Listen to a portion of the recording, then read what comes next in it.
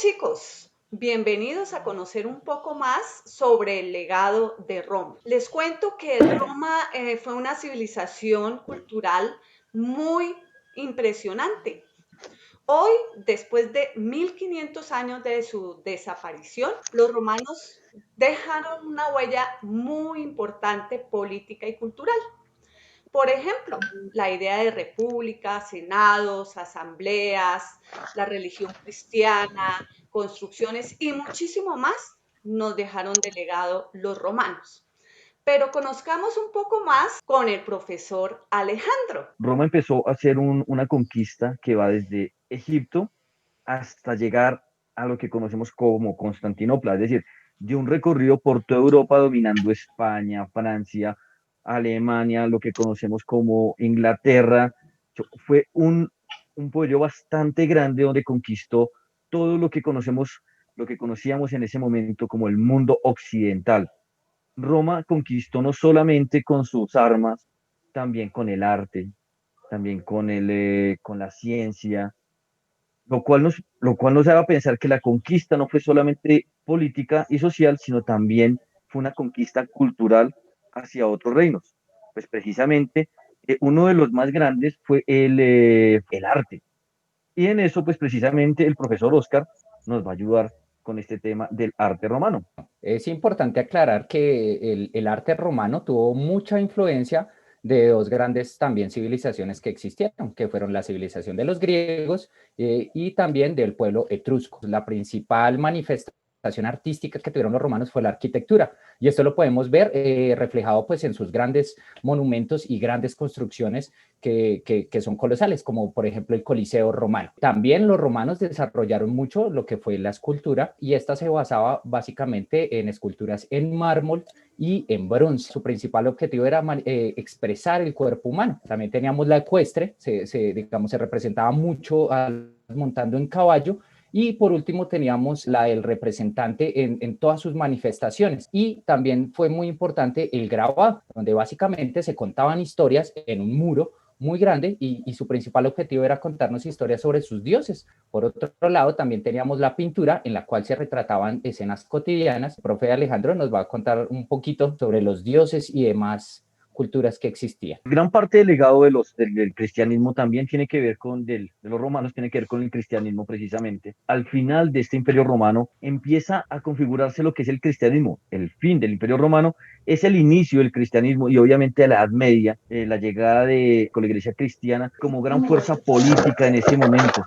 El cristianismo no solamente entra en Roma, y empieza a manifestarse en Roma, digamos, después de la muerte de Jesús hasta el siglo VI, que es donde acaba el imperio romano, sino que empieza a diseminarse por todo ese mundo, por ese gran imperio romano, y obviamente el cristianismo empieza a coger una fuerza astronómica por todo lo que es ese mundo conocido. La Edad Media precisamente se va a basar en ese cristianismo y es lo que va a permitir la conquista de otros pueblos a través de la cultura. Y el cristianismo aprovecha precisamente esa cultura para empezar a configurar esos dioses y lograr crear una sola cultura cristiana que aglutine todo ese pensamiento de otras deidades, de otras formas de entender los dioses y la cultura en ese momento. Obviamente el profe Oscar nos va a ayudar con eso en la pintura, que también es un elemento fundamental, no solamente en los romanos, sino en el cristianismo. Profe Oscar. Como les había dicho anteriormente, la escultura y la pintura y también el grabado fueron sus mayores expresiones artísticas, pero también habían otras como la música y la danza, a cual la profe Leonor nos va a ampliar. Bueno, les cuento que la música y la danza tuvo que ver mucho con todos los pueblos que ellos conquistaron. Principalmente trajeron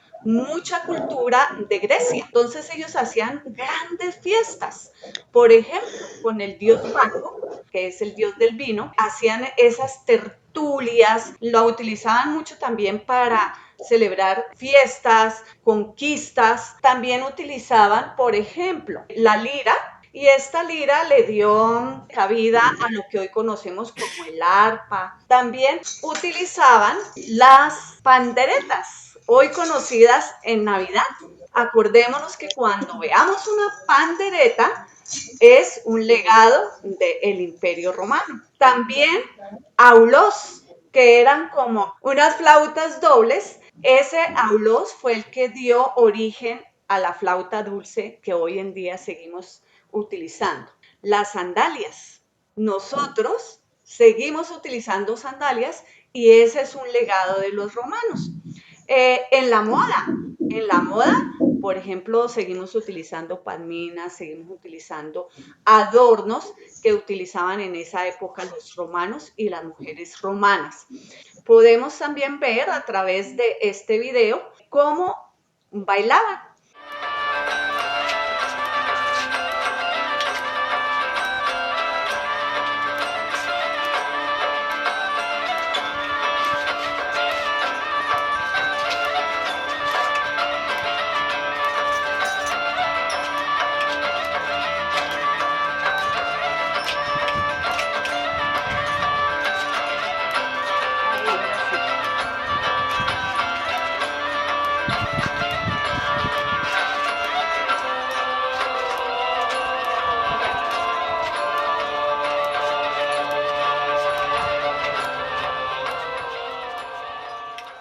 Los sátiros, que son los mismos faunos.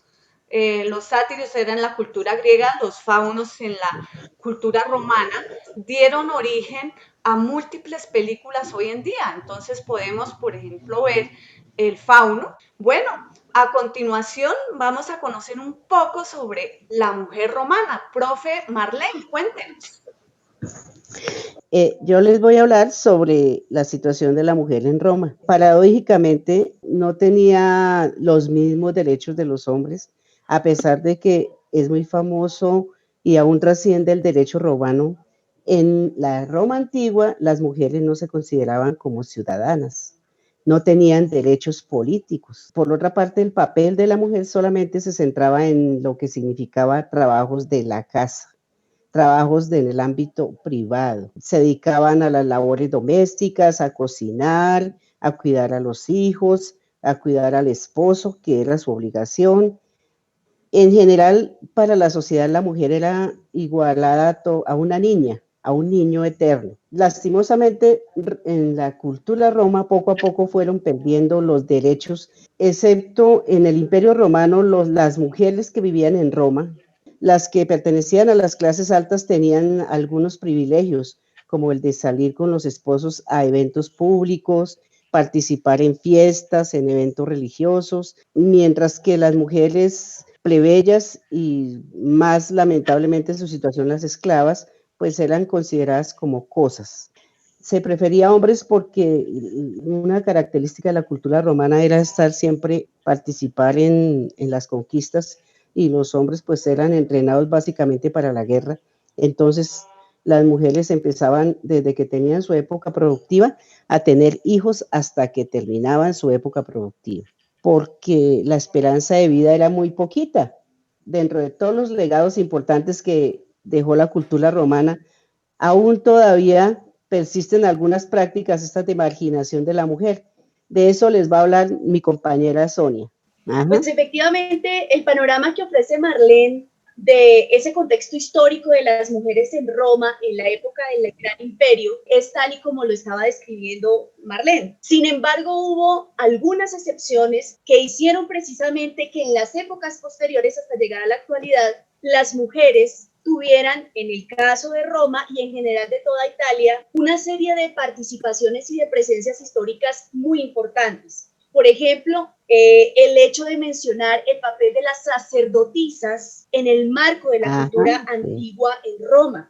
Ya luego, por ejemplo, en la Edad Media, vamos a encontrar que también, a pesar de las restricciones que se presentan por esos marcos sociales, por ejemplo, vamos a tener el caso de una mujer llamada Betizia Gadnici. Fue una jurista italiana que se configura según muchos registros históricos como la primera mujer que fue profesora en una universidad.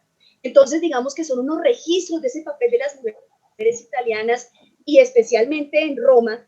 Por ejemplo, ya para la época del Renacimiento y la Edad Moderna, como por ejemplo el de María Agnesi, fue una gran matemática del periodo de la Ilustración. Se hizo muchísimos estudios con base en las construcciones hechas desde los griegos. Y en la época actual, por ejemplo, para contarles, hubo una mujer, pues porque lamentablemente ya falleció en pleno siglo XX, escritora y periodista italiana muy famosa llamada Oriana Fallaci. Fue una de las grandes periodistas y cronistas de la guerra. Y obviamente, también teniendo en cuenta pues que les estamos hablando a sus profes, hay una mujer italiana que es supremamente reconocida para la pedagogía, que es María Montessori. Así que, a pesar de que de pronto en el prototipo solo se hable de la mujer italiana por las casas de modelaje o por las grandes actrices que han hecho parte del cine, que también es importante, no podemos dejar de mencionar que en esos planos académicos, culturales, científicos, las mujeres hoy por hoy tienen un marco de participación muy importante que tuvo un referente desde la época antigua. Ahora, precisamente para seguir, digamos que en este recorrido que les estamos ofreciendo, voy a dejarles con Marta, les va a hablar sobre un pedacito que conecta bastante esta cuestión de los derechos de las mujeres en el marco de todo el constructo jurídico que se configuró en el periodo romano. Efectivamente, el símbolo de la justicia es una mujer, es Temis. Le pusieron la balanza, que era de Egipto. Y aparte pusieron la espada de Damocles, que es la espada de la justicia.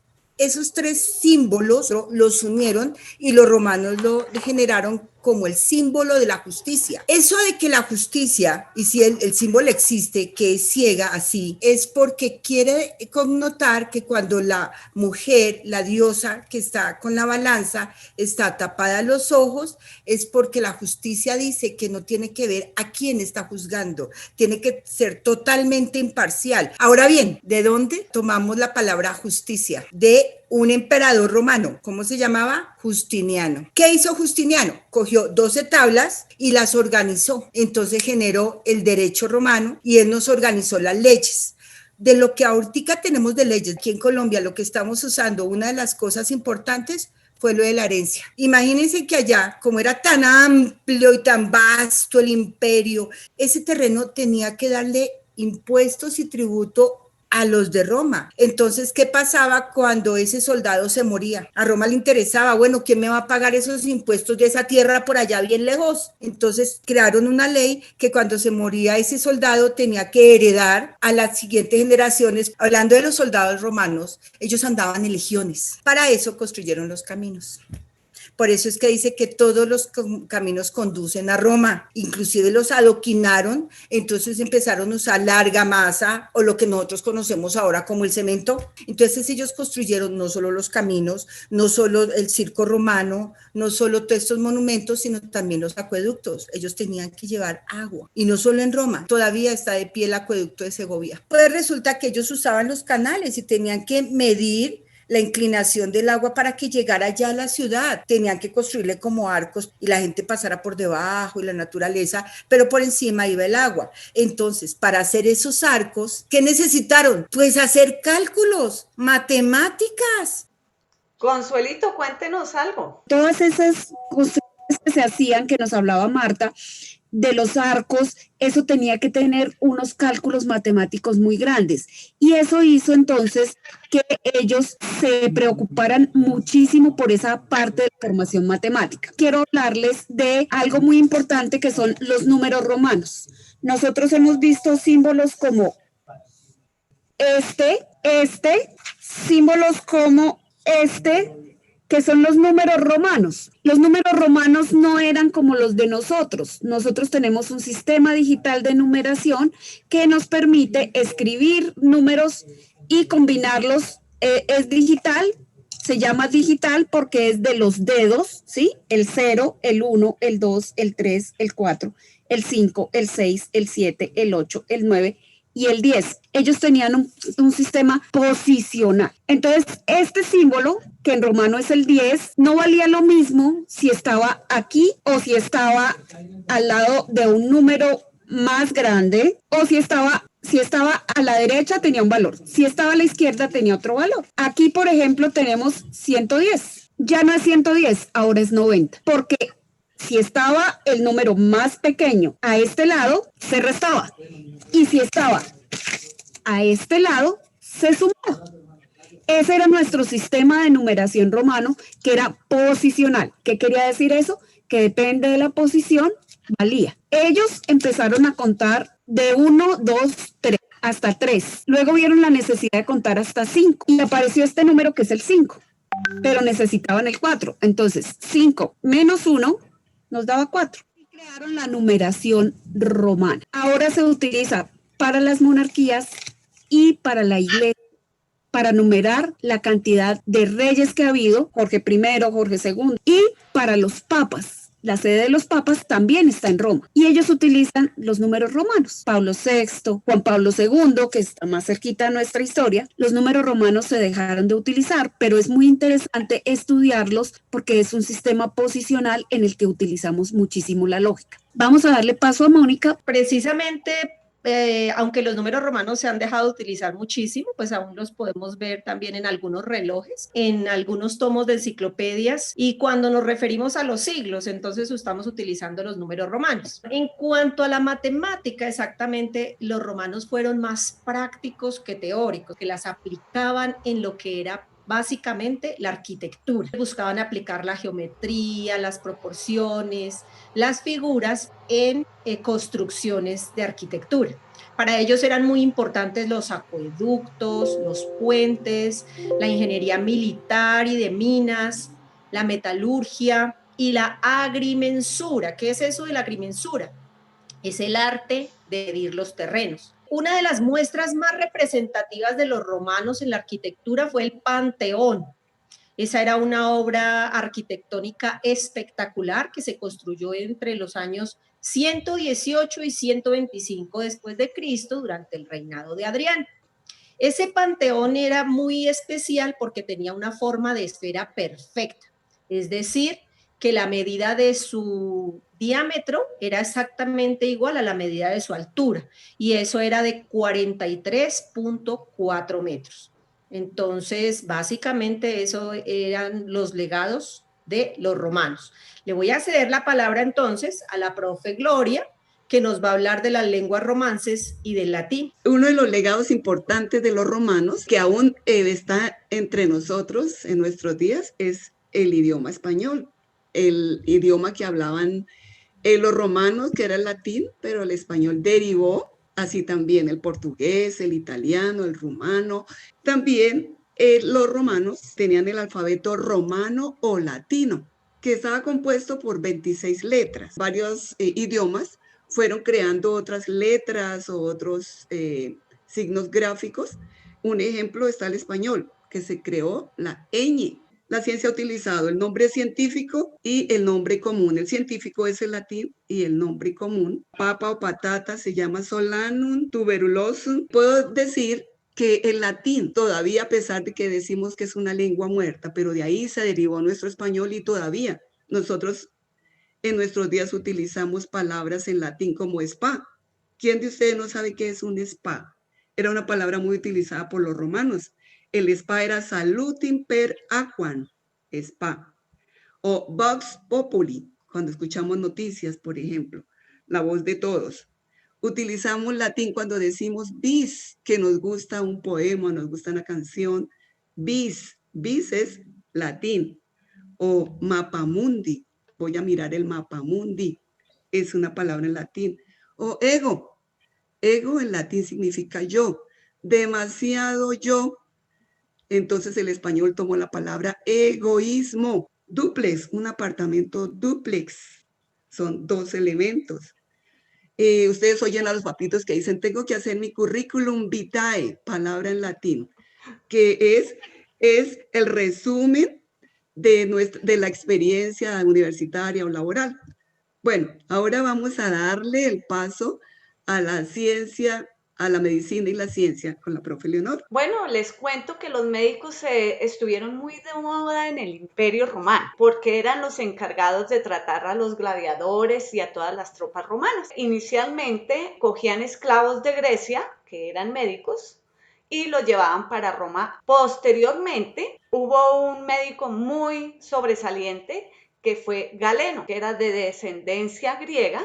No solamente lo utilizaron para las tropas, sino también se convirtió en médico de la corte del emperador Marco. Ellos lo que hicieron fue tomar la ciencia de muchos de los sitios que ellos conquistaban y la pusieron a servicio de ellos. Los más destacados fueron los trabajos de Ptolomeo, quien reunió conocimientos de astronomía, de varias ciencias y los puso al uso de los romanos y empezaron a utilizarlos muy inteligentemente. Cuéntenos, profesoria, ¿cómo le ha parecido este encuentro? Este es un ejemplo más de lo que hacemos desde el equipo de Torcartilla, con toda la dedicación para ustedes, esperando cada vez producirles muchos más deseos por aprender, construir conocimientos y saberes junto a ustedes. Nosotros y nosotras no somos los dueños del conocimiento. Fíjense cómo cada uno y cada una en este ratico trajo diferentes cosas que precisamente están en los libros, están en las redes,